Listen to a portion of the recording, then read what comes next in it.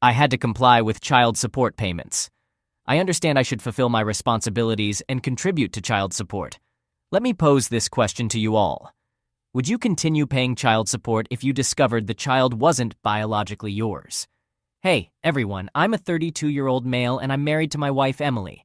We have a daughter named Lucy, and I thought we had a strong relationship. However, over the past 6 months, we've been constantly arguing. Now, Emily wants a divorce, and I'm devastated and angry because she's trying to take away everything I have. Besides the painful divorce, she's also insisting that I pay child support. I already cover all the expenses, so I don't see the reason for that. My lawyer explained that this is a common situation, though. Sometimes the ex-spouse becomes selfish, bitter, and greedy. She even wants the car I purchased and the house, despite inheriting a house from her late father over the summer. It's as if she wants everything, and she no longer sees me as a human being. Currently, she's staying at her dad's house, which is now hers, but she drops off Lucy for my scheduled time with her. She even attempted to limit my visitation to every other weekend instead of our original arrangement of every weekend. However, I couldn't allow that. I fought vigorously to maintain my time with our daughter. Suddenly, there's a knock at the door, and I prepare myself for an argument as I open it, knowing it's likely to be her. She gives me a hostile look, instructs me not to let Lucy stay up late, hands me Lucy's backpack, and leaves without saying goodbye. Lucy turns and shouts, "Goodbye, Mommy!" However, Emily simply continues walking to her car, not responding to this adorable baby's farewell.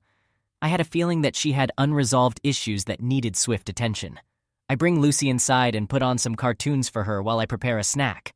Typically, I work on weekends, so having Lucy with me every weekend has caused me to miss work.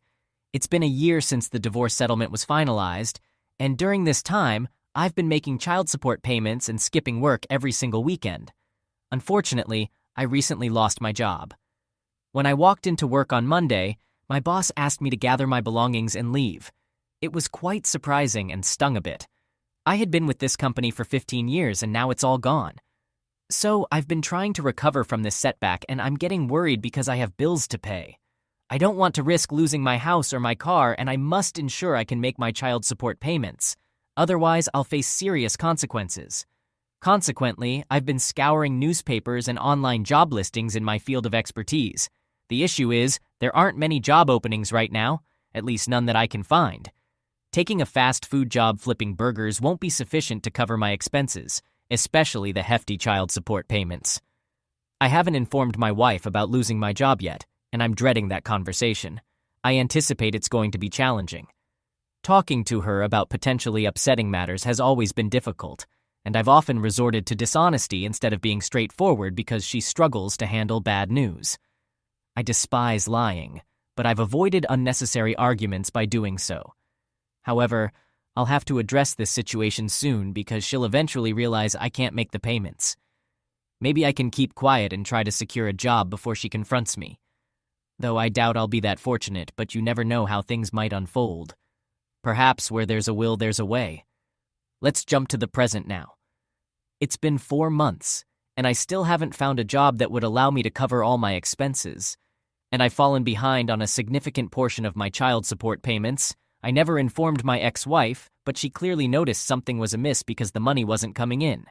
She called me shouting, "Where's my money?" I simply explained that I didn't have it and wouldn't have it anytime soon. Naturally, just like that, I suspected she made sure I suffered for not paying. I can imagine that the first thing she did after hanging up was promptly contact the authorities and report me for failing to pay child support.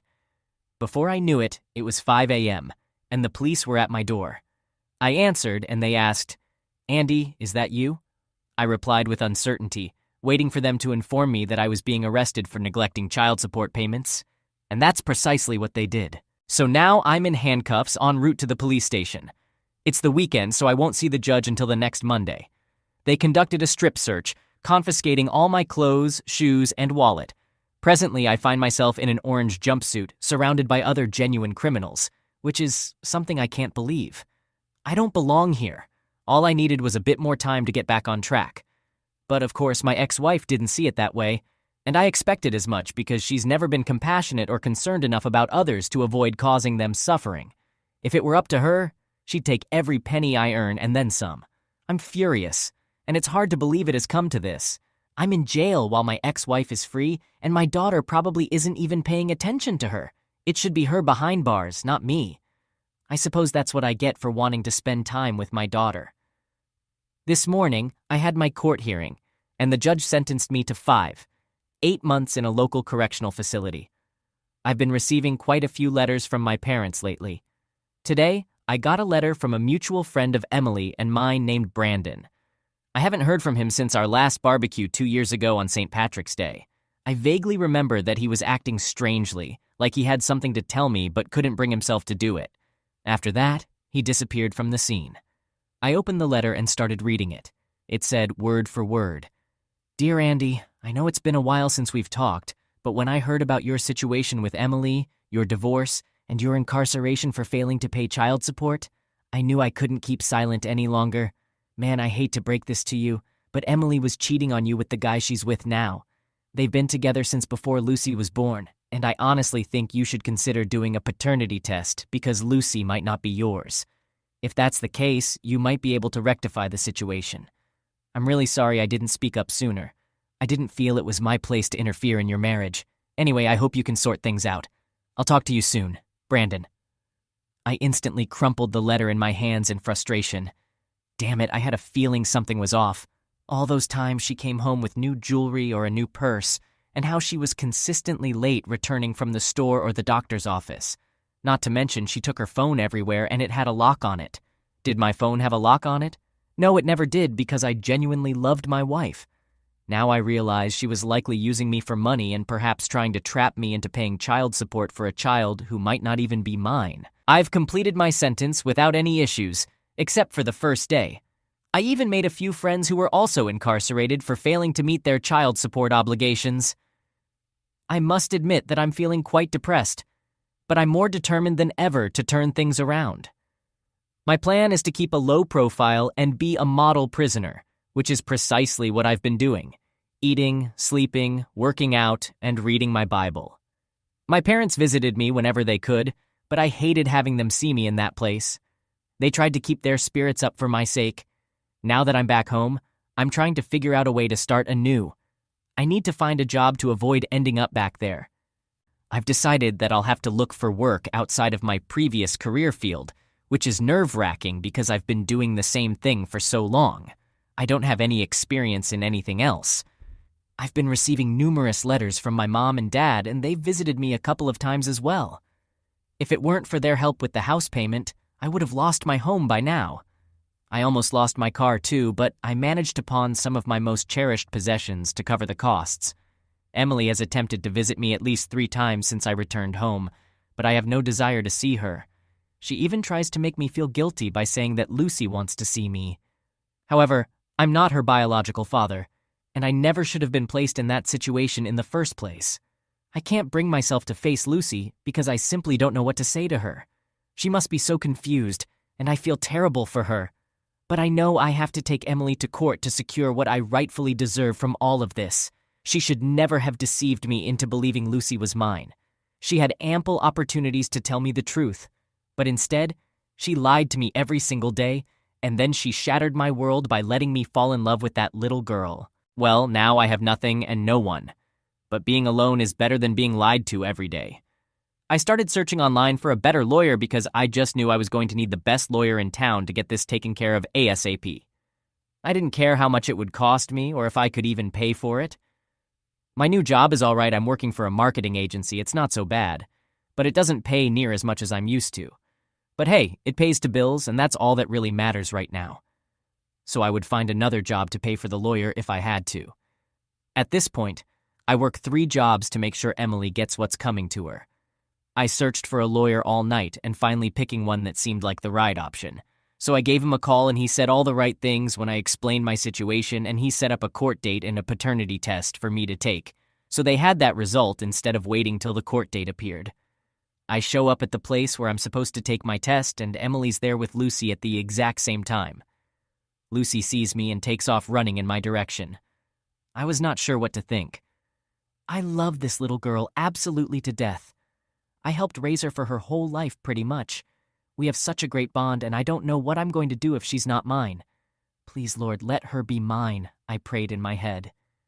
Then I picked Lucy up and gave her a hug and a kiss on the cheek, and I told her I missed her and I loved her, and that she needs to go back with Mommy now. She protested, but Emily walked and yanked Lucy out of my arms and just walked away. Lucy starts crying and yelling, "Daddy!" And I had to walk away in my heart, breaking into pieces as I did it. I took my test and they said that I would get the results within a couple of weeks. Oh boy, how great. First update.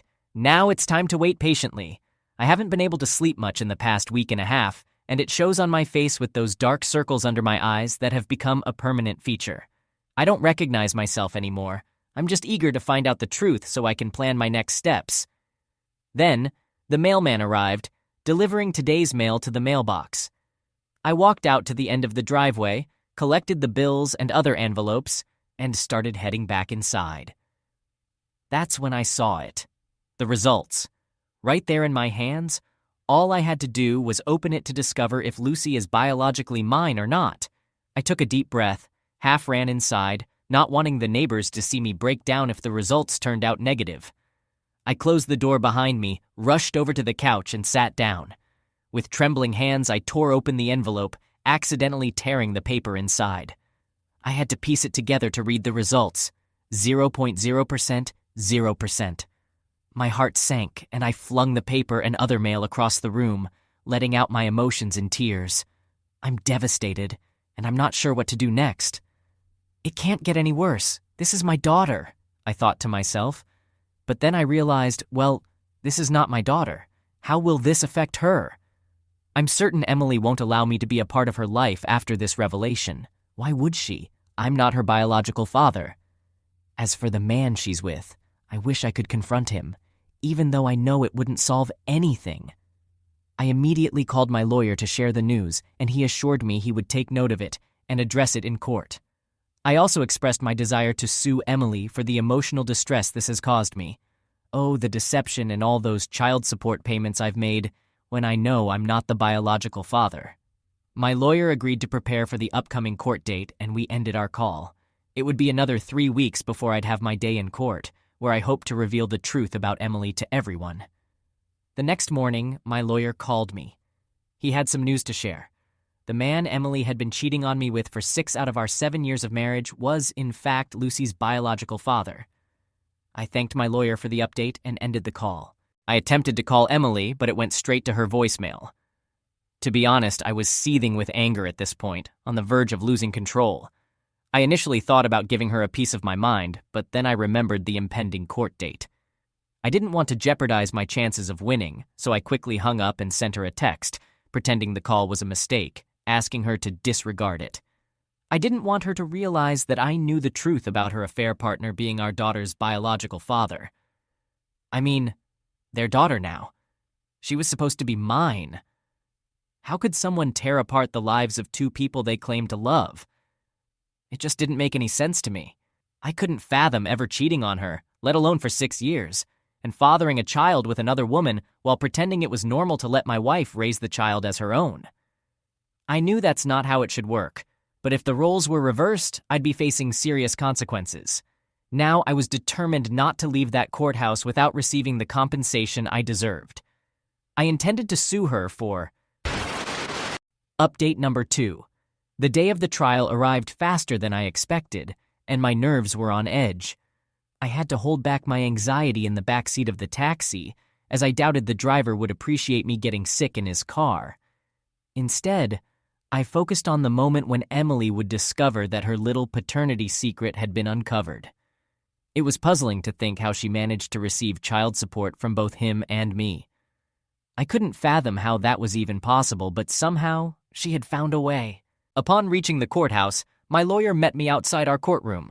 He quickly briefed me on his planned statements and how I should conduct myself during the proceedings. He stressed the importance of remaining composed and assured me that he would handle everything. I affirmed my understanding and expressed my desire for Emily to be held accountable for her actions. Inside the courtroom, I took my seat, and the trial began. Emily claimed that she didn't know who the father was, emphasizing her unhappiness in our marriage. She insisted that she genuinely believed I was Lucy's father and didn't want to leave me, so she continued to stay with both of us. To my surprise, my lawyer argued that if she had obtained a paternity test from the beginning, it would have prevented me from making unjust child support payments and spared me from serving time in a correctional facility. He also informed the judge that her affair partner, Cole, was a wealthy businessman, and suddenly, everything clicked. It became clear that she had been using both of us for our money, and she even admitted to collecting child support payments from both Cole and me, squandering all the money, leaving her unable to repay me. The judge informed her that she had committed a felony by committing fraud, and she would be facing prison time. I was so surprised that I nearly fell out of my chair. It was hard to believe that she would actually go to prison. The taste of karma was indeed quite sweet. While I felt relieved, I couldn't help but feel sorry for Lucy. She would have to grow up without her mother. However, I couldn't help thinking that it might not be a bad thing as long as her biological father treated her well, hopefully better than Emily did. If he did, I felt optimistic about the situation. Still, not being a part of Lucy's life was incredibly difficult for me. Once I happened to see them at a corner store near my home. It felt like Emily had purposely gone there to run into me and torment me with the person I cared about most, but couldn't be with because she wasn't my child. Even though she lived on the opposite side of town, I couldn't think of any other reason for her to come so far just to buy some chocolate milk and a candy bar. Regardless, I was determined to move on, and with time, Lucy would adjust to her real father and love him as much as she loved me. Suddenly, my lawyer handed a piece of paper to the judge, who then cleared his throat and made the following statement. I have learned that you, miss, inherited a house from your late father. Emily appeared shocked and reluctantly nodded in agreement, her gaze shifting toward me. I quickly looked straight ahead, understanding the shock and horror she must have felt. Now she would experience the pain I had endured in the past few months.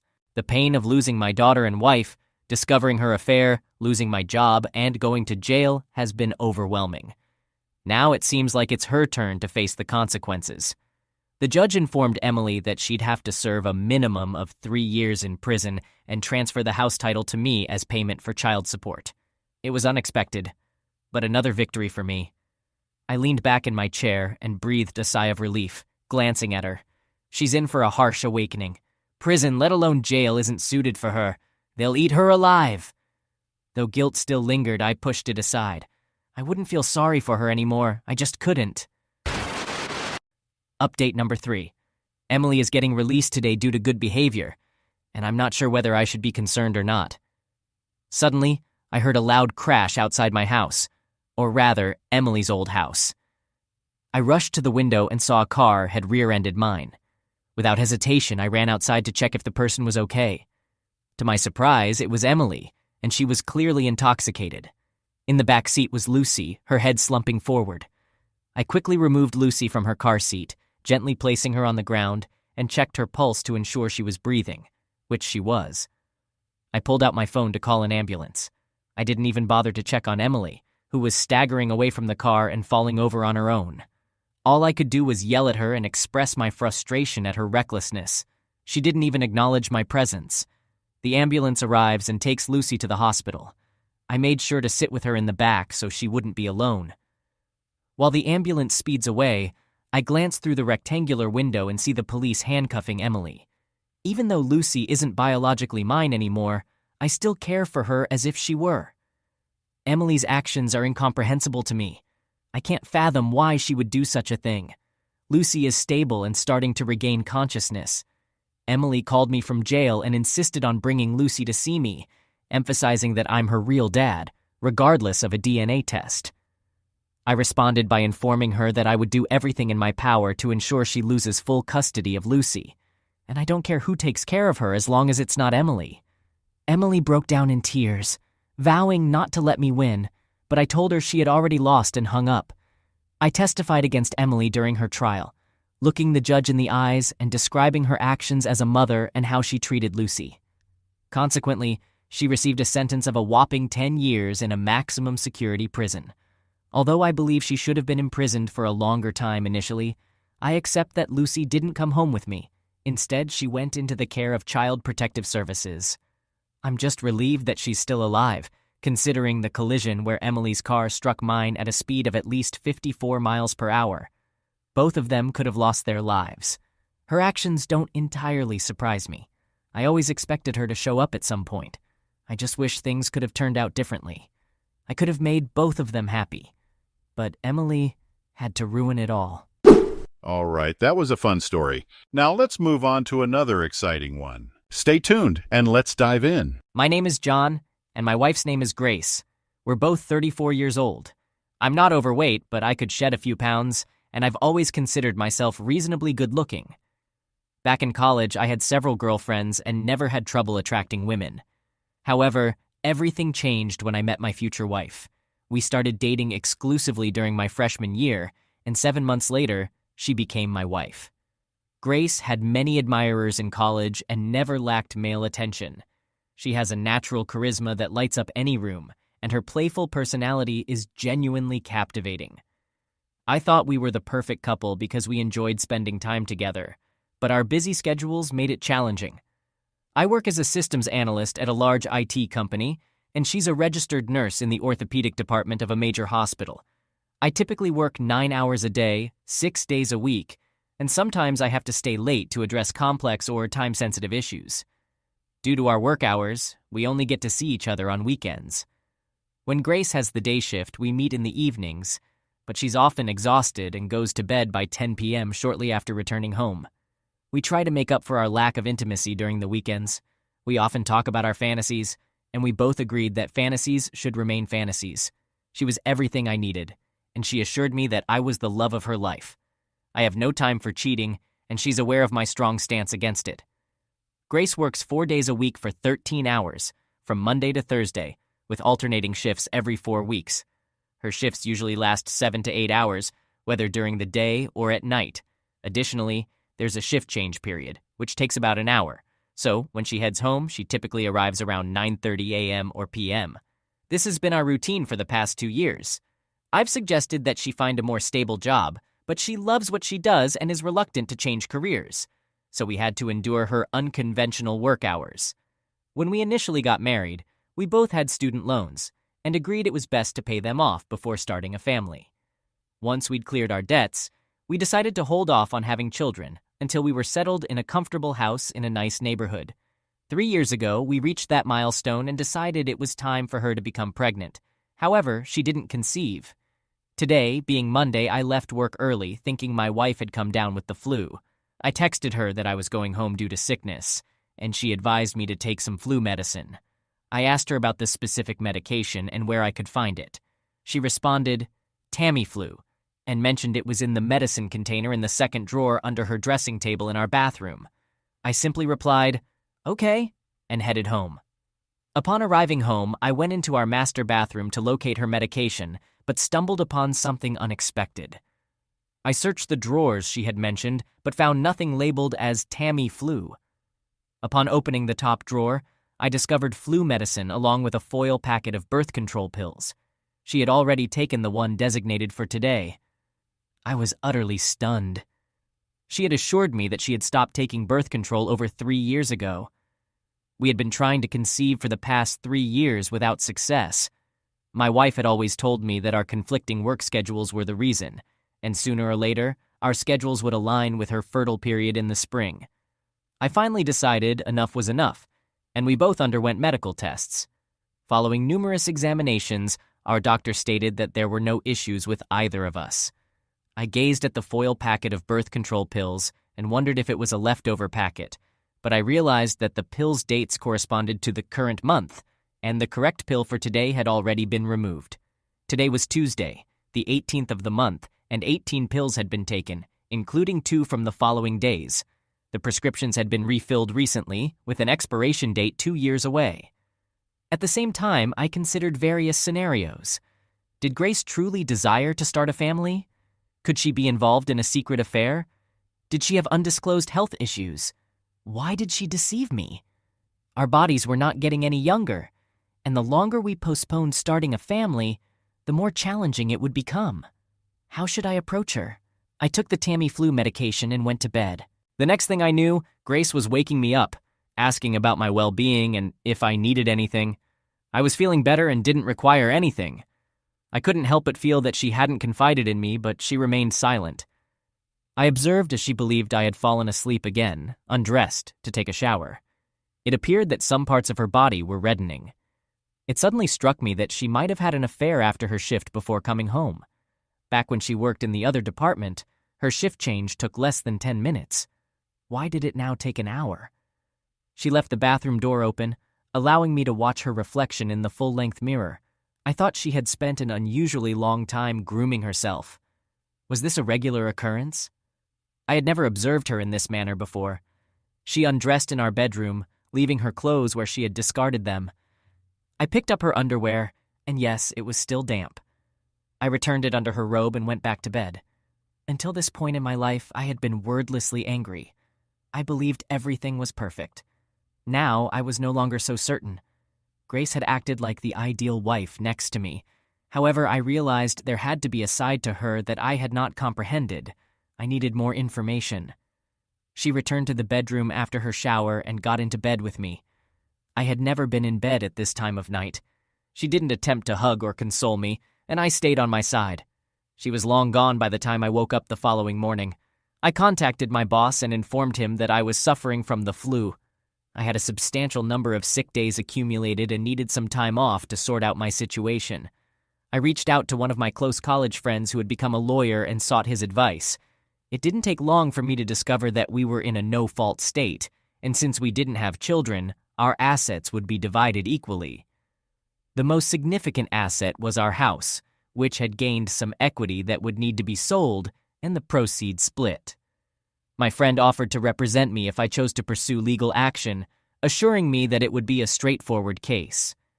At 8 o'clock that evening, I parked near Grace's car to keep an eye on her.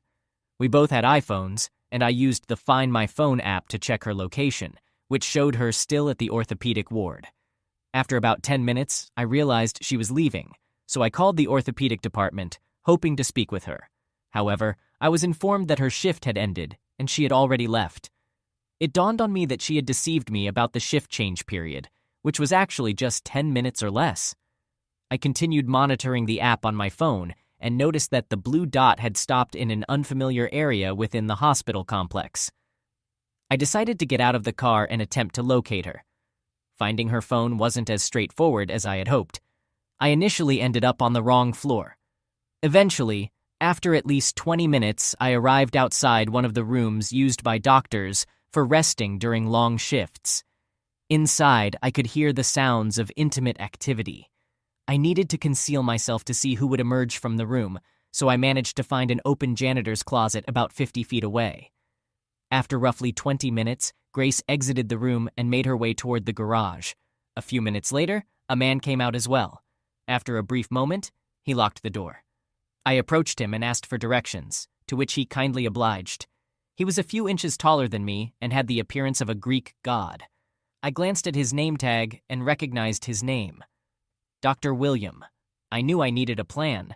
I phoned my boss at home and explained that I indeed had the flu, but there was an urgent family matter that required my immediate attention.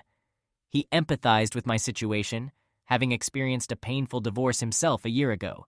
He told me to take all the time I needed, but requested that I keep him updated so he could make arrangements to cover my responsibilities. Afterward, I got in touch with my friend Max, who happened to be a lawyer, and informed him that I wanted Grace to be served, considering she had left our home after an intimate encounter on Thursday night. Max assured me he could arrange that and asked if there were any other ways he could assist me. Unsure of what other steps to take, I told him I wasn't certain, and he suggested handling the division of our finances and the cancellation of credit cards. He inquired about my plans after leaving her, and I admitted I hadn't thought that far ahead. Max instructed me to meet him at his office early the following morning. Having dealt with such situations before, he had a checklist of tasks for me to follow, even providing a list of budget-friendly hotels. My immediate priority was arranging for a transportation company to deliver a small shipment the next morning. I intended to place my belongings in storage until I found a more permanent living situation.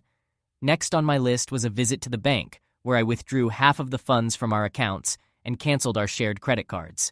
I reinstated the accounts solely in my name and ordered new credit cards. Subsequently, I disconnected her cell phone at midnight after receiving the legal notice. That evening, I was in my computer room, saving important files for the upcoming weeks.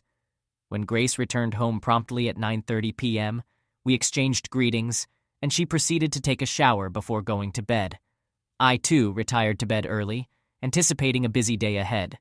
I didn't notice her growing detachment, nor did she realize when I went to bed. The following morning, she left the house early, and the movers arrived punctually at 9 a.m. I had a list of items to take with me and labeled everything that needed to be packed. My car was loaded with suitcases and computer equipment essential for work once the movers had completed their tasks. I went out and purchased a single black rose, as it's often associated with death, departure, and significant impending changes or disruptions in the future. In this context, the black rose symbolizes the end of our marriage and the demise of old habits and routines. I carefully positioned it at the center of our kitchen table and penned a brief note. Grace, you might recall that on Monday I called you, explaining that I wasn't feeling well and was heading home. Your advice was to take Tamiflu, and you directed me to where it could be found. However, it wasn't in your second dressing table. Instead, I located it in the top drawer along with your birth control pills. At that moment, various pieces of a complex puzzle fell into place. You weren't actively seeking to have a child because you were engaged in a romantic relationship with a doctor from your workplace. It appears that your affair with Dr. William took precedence over our marriage, and I gather it's been ongoing since your transfer to the orthopedic department. So many falsehoods. How could you? I believed we had a strong marriage built on trust and love. Now my heart is shattered. Did you think that I wouldn't discover the impending demise of our marriage? Well, here's the surprise. In our no-fault state, I don't require evidence of your infidelity, which, incidentally, would be quite easy to obtain. I've divided our accounts and taken everything I need from the house. Have you noticed that your cell phone and credit cards might not be functioning? Find a new place to reside because in 60 days, I'll be listing the house, and anything left behind will be donated to Goodwill. You're now free to make your choices. I wonder if he's married and has a family. Eventually, his wife will uncover the truth. What will the hospital have to say? Remember when I mentioned that I wouldn't tolerate infidelity? I'm just preparing you for what may unfold in the future. No longer your husband, John. Here's my wedding band. I no longer have a use for it. Consequently, I left it on the table along with the note before departing from the house. I checked into a hotel offering weekly rates and settled in, waiting for further developments. Grace was served divorce papers by a deputy sheriff who occasionally worked for Frank. He specialized in handling such legal matters. It seems she had a fit and lost consciousness. The doctor had to rush out in his underwear to provide assistance. About an hour later, she called, furious and inquiring about why I had filed for divorce. I responded by asking why she would pose such an obvious question. I informed her that I was aware of her infidelity dating back to her time in the orthopedics department, which spanned over 2 years. Curious, she inquired when I had discovered her affair, and I explained it was just last Monday while searching for Tamiflu. That's when I stumbled upon her birth control pills. I overheard her conversation on the phone. Afterward, it wasn't difficult to piece it all together, so I ended the call. Apparently, she hadn't read my letter. My sleep was restless, but I resolved to return to work the following day. There was an overwhelming workload awaiting me, and I had no particular destination or someone to return home to anymore. Consequently, I began putting in 16-hour workdays, 7 days a week. Max and I conversed frequently, and one day, I inquired about the doctor's marital status and whether there was a way to notify his wife of his involvement. Grace contested the divorce proceedings. Although I hadn't seen or heard from her, her attorney communicated with Max. The court date was drawing near, and I found myself in the same room with her, though she refused to make eye contact. I wore a suit with a black rose pinned to the lapel. The judge displayed an unfriendly disposition, generally disliking divorce cases. Grace proposed attending counseling, and Max questioned its relevance. Given her extramarital affair, I firmly informed the judge that I would not participate in any court-ordered counseling. I didn't care if he decided to throw me in jail. From my perspective, my wife was a dishonest, unfaithful woman, and I couldn't stand to be in the same room with her. I made it clear that, in my view, I hadn't done anything wrong, and it was Grace who had broken our wedding vows, leading to our divorce. I suggested sending her to counseling since she was the one in need of it. I was promptly found guilty of contempt of court and slapped with a fine. To be honest, I wasn't too bothered by it. I was seething with anger, and Max had to whisk me out of the courtroom before I said something that would land me behind bars. Max reminded me that it was just a hearing, not the final verdict. I asked Max to investigate whether Grace was avoiding the doctor. I wanted to expose their affair. Max hired a private investigator who set up a hidden camera in the doctor's break room and recorded their activities after hours. She was also caught bad-mouthing me on an audio recording. Let's just say their intimate encounters would rival an X-rated movie. I'd be curious to see how that plays out. I inquired whether we could hold the hospital accountable now that we had video evidence.